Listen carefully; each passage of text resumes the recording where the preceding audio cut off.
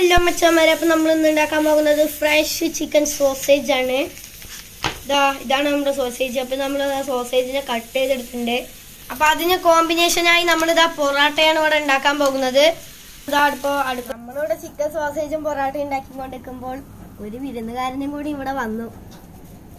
അവൻക്കും വേണം chicken സോസേജും. Chicken sausage ഉണ്ടാക്കാൻ വേണ്ടി വെജിറ്റബിൾ ഓയിൽ ഒരു പാനിലേക്ക് ഒഴിച്ചെടുത്തിട്ടുണ്ട്. ആദ്യം നമ്മൾ വെളുത്തുള്ളിയും ഇഞ്ചിയും ഇട്ട് വഴറ്റി കൊടുക്കാം.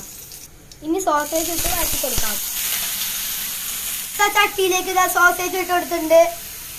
ഗരം മസാല, ചില്ലി പൗഡർ, ഉപ്പ്, അല്പം മഞ്ഞപ്പൊടിയും കൂടിയും ചേർത്ത് കൊടുക്കാം.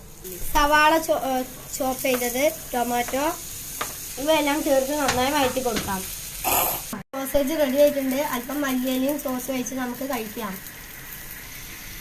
അപ്പോൾ നമ്മളിത് സോസ് ഒഴിച്ച് കൊടുക്കുകയാണ്.